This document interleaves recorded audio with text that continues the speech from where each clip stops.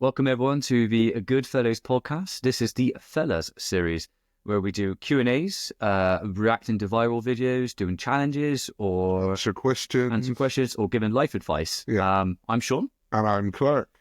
So today's episode, we kind of thought we'd delve into a little bit of what it takes to be a friend. Or what makes a good friend. What makes a good friend. From being two best friends. Growing up with each other. Since birth. Yeah, growing up with each other for 30 odd years now. Yeah. We just want to put our thoughts on a few questions, like kind of what we think. Yeah, and also what men or women could do better in friendship, and just give our takes on that and what we think, really. Yeah. Isn't it?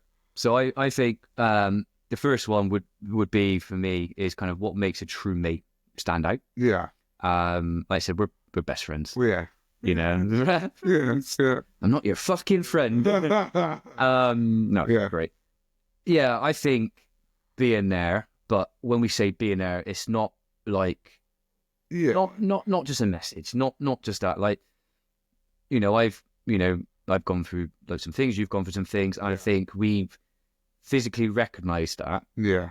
And just like, you take it upon yourself to then go and say, like, look, mate, let's just meet up. Do you want to go out for a drink? Go out for a drink, meet up, just have a chat. And it's not even about the drink, it's just being there for them, just taking them away from the situation. Yeah, either taking their mind off it or like, are you okay, sort of thing. That is, I think like you're actively being there then, aren't you? You're showing up for them rather than just like, oh, if I can do anything, just let me know. Yeah, and then nothing happens. And like I said, I highly respect you as well, isn't it? You've done that a lot of times with me. Sure. And likewise. So, and that stands out, and that's why our friendships lasted so long, I suppose. It's the test of time. Not quite. Another 30 years, maybe. It's important as well, I think, to show up and just every now and then just check in as well, like how you doing, what's going on, like taking an active interest in what they've got going on in their lives. Yeah, because catching up like that. Yeah, because notoriously, and it's obviously talked about a lot of stuff, like men are like not as open to talk about their mental everything up, didn't they? Bottoming out to talk about your kind of mental health issues and stuff, and they do need help. Yeah. And it could not even be each other, friends. And sometimes you might see someone. Yeah. And think did something all right, or you might go and just give them a smile or hello or anything like that. Yeah. Or whatever, and then check on them. But yeah, I think it's definitely what makes us some good friends. I think it does. We've done. It does. Yeah. It's just being there for each other. Been. Yeah, always will be. Always will be. Especially if you keep bringing me those nice beers. Bribery works as well. Yeah. Think Yeah. I suppose. Yeah. So then, kind of, we've got another little topic here. We're going to say, like, what's something lads are terrible at when it comes to friendships? Well, I say personally, for me, like, it could be a boy or a girl, but a man or a woman. But like, when you message someone and you can see they read it or they've been online and that, I know it's a bit social media, and they just ignore it. Yeah. It's just like, I know everyone's busy, everyone's got their own stuff, but I've got 2 kids, about to be 1 on the way. I run my business, I've got a wife and that, but I will still try and reply quite quickly after like they send it, or I'll say, I'm sorry, I'm in the car right now, so when I get back to you. Yep. Rather than just reading it and ignoring it. And there's loads of people I know who do that, and it just comes across fucking rude. And you just feel like, come on, it doesn't take 2 seconds to say, oh, whatever. Yeah. And most people, they're on their phones a lot anyway. It just makes you feel unimportant to them, and it makes you not want to reciprocate or reach out to them again, Yeah, and I put it in my how would I feel if that was me in my like in their shoes? Like, I've done it to you a few times, like, and I haven't responded, but I've apologized, or I'll say like, I've seen this dog, but I'll respond later. Yeah, same. Just back at me. You're just like, that's cool. Like, it's not like you're being needy, but it's just like, especially if you're having a back and forth, and then it just goes like that. Come on, man. I was like really enjoying that, and like, you just recognize that. Yeah. You just recognize that. Yeah, look, I'll get back to you. I have seen like that and stuff. Yeah. I suppose. Go on. Yeah, carry on. That was my point. I was going to say, I think kind of actively listening. So like when you have a conversation, like And I've probably done it a few times to you, and maybe vice versa and stuff. Yeah. Like you have a conversation, you might be talking about a really interesting topic or something, like that, or you know, or like football, whatever and stuff.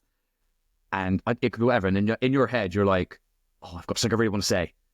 Oh, I'm going to say that next. Like, oh, do you remember this? Do you do that and stuff and that? But you might be talking, Yeah. and you're saying that I'm not listening. I'm just thinking about, right, when he's finished, I'm going to say this. Yeah, you haven't taken anything in, and you get the and like I've noticed people do that, and I'm sure I've done it a couple of times. They're just like this, like, it's just like no, yeah, okay. And so anyway, Yeah. and you're just want to get your point across. You're just like, bloody hell, like, come on, man. And if you can clock it and see someone who's doing it, it just makes you like stop almost what you're saying, like not even listening to me. Yeah, it's a great point. Yeah, and I think like that helps, especially on the last one as well. Again, like kind of the true mate stand out is actively listening, not just like it's being there for them as well. Yeah, but actively listening. If they're expressing like their feelings and stuff and all that. Yeah. They just notice you just going like, like that. It's not gonna like help them anyway. They think, oh, he doesn't really want to. No, and just thinking just like that. Yeah. Whereas like actively listening and just like, yeah, no, I agree. Just engaging in what they're saying. Just it's not hard to do either.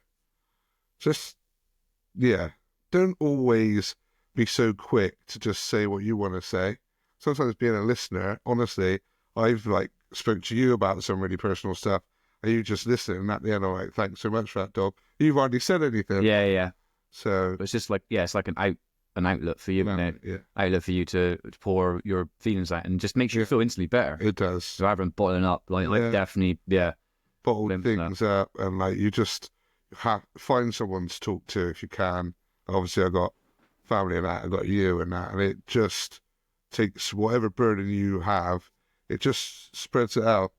Yeah, it's not all on your shoulders, or it comes off of your shoulders. And I feel like friends sometimes as well. Like I like yourself and that, like it shouldn't do it sometimes, but like whatever situation is, you might be bottling up or an issue, but you treat it differently. Like you might not want to tell your family, but then like your friend is someone different completely from that kind of like home and all that kind of environment or like closeness. And actually I can talk to my mate. Yeah, he's gone through it. Yeah, or and maybe not be judged as differently and stuff. And that. And it's just like he's my mate. He's always going to be there for me. Whereas like, not saying your family aren't, but like different perspective. Yeah, kind of thing. Isn't it? Yeah, Isn't that? No, definitely. Okay, and then I suppose. How do we handle a conflict with a mate rather than just doing this and fight to a death? Well, that was a good way in the old days. And knocking the old sense out of you. Yeah. Well, at the end of the day, I think just be honest. Like if you've got a problem with someone, just say it. Like I know people who procrastinate about stuff and they try and like get their point across with hints. Like it could be, oh, so and so's annoying me like that. Well, I'm gonna do this, but not do that, so they get the message. It's just like, no. It's just like, just say what the beef is, what the issue is, and that's the quickest way to get resolved. Because you might have not seen something from their perspective that you'll never know about unless you talk about it. And it's just, you talk about it, clears the air, I think, anyway.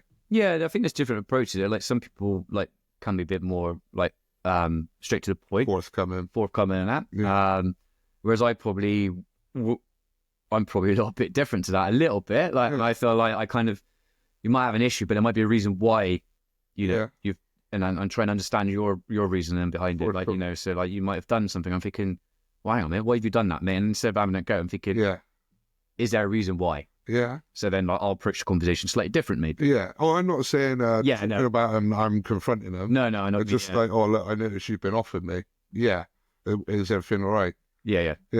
No, I think it's just be not necessarily straight direct, but be honest. And just like, and it could be also like a miscommunication or a misunderstanding. Yeah. And you're like, oh, do you know what? In fact, I've had that with a friend, where I thought obviously they're off with me. I've said to them, look, oh, obviously there's an issue or da-da-da. And they're like, oh no, it's just because I was flat out and da-da-da. And it's like, oh yeah. Yeah. That's my bad for assuming. Yeah. Let's go on. And I suppose really the last kind of one there really was what's an underrated way to be a better friend? And I feel like, I don't know, I suppose for me, some like celebrating their successes. is an underrated way to be a better friend. Like, It's underrated. like being there, like we just said, obviously being there for them if they're going through things and stuff like that. But if they start achieving something, or and they might just pass an exam, or they might have got a better grade at school, or I don't know, they've got promotion or whatever it is, or they've done something amazing, like climbed a mountain or something like that. Got married, or had a new baby, And sometimes, like, most of the time, you're probably like, oh, well done, mate, that's brilliant. But there's other times where you might be, not saying you are, but you might get jealous, or you might... Competitive, and you think, oh, Blair, why is their life so amazing up here? And I haven't and stuff and that. But you shouldn't, like, kind of portray yourself on that, and just be there for them and just celebrate their successes. So, well done, bro. Like, that's great. I've always celebrated everything. Like success-wise and stuff like that. No, I say you're brilliant for that. And I quite, most of me is like that. Sometimes, like, I'd be a bit guilty of like, I'm never envious. I'm not an envious person or a jealous person, but it's just maybe if like someone had irked me, I'd be a bit like, oh, but then I get past it, and and I always will be like, oh, well done, that's brilliant, because it's better to be positive anyway. And you're just sapping the energy out of yourself if you're constantly like, oh, fuck him. I guess. So I think being there, and obviously the vibes and that. On the flip side of it, if you have achieved something great, it's great to share it. You want to share it with your friends and stuff and that. But there's eventually that point of maybe overbearing and keep going on about it. I think that's... So if you're shoving it down there, if you're shoving it down there for a bit too much. I think if I perceive that that's happening, that's when I might be like that. Yeah, you're right. You don't want to be, oh, look at me, I just did this. Oh, look can you remember 2 weeks ago I did this? I was on a 150 grand job, like, I've got a Rolex, or, like materialistic sort of things. It's just like, come on, man. Like, me and you ain't like that at all. And like the friendship group we've got is just like so not like that in terms of personality. And none of my friends are like that. No. It was someone who was a part of the group, and they don't live in Bristol, and people will know who this is. And he'd be like, oh, I used to be a DJ, I used to be on this job, I used to be there. So know what I'm on about. And it's just like, we don't give a fuck. We don't care about that. If you're a good friend, that's all that matters. If you want to have a laugh with the lads and that, that's, again, mate, celebrating their wins, because it's easy to have a friendship group or a friendship and roast each other. It's easy to do. But you will notice with really good friends, which is what we've been talking about, they celebrate your wins. That is very rare, which is why you said it's underrated. Yeah, 100%. That's kind of, I suppose, it really. I suppose the best thing is keep it healthy, keep roasting each other. Within maybe certain limits, because certain people might take it the wrong way if you... Not much limits. Second, I mean, I don't think there's nothing we've not said to each other. No. If we ever do like an proper uncensored podcast, we'd probably get banned. I think that's a true friendship, though. Between us, like, I know whatever I've said to you, you've said to me, if it's bantering like that kind of thing, it's never to heart. It's never like serious now. It's always like, oh, bloody hell. You back next time. There's nothing you could say that would offend me. And nothing. But no, that was good. That was good to talk about. If you have any other like things you want us to talk about from this point of view of like advice, men's mental health, or even, and it's not just men, like, that topic's pretty much for men and women, like what we discussed. And even, I suppose, if you're going through a situation or you want to, you can obviously do it anonymously, whatever, and that, if you want to send in things like, what would we do in this situation? We're happy to give you our advice. Things like that, and whether you use it or not.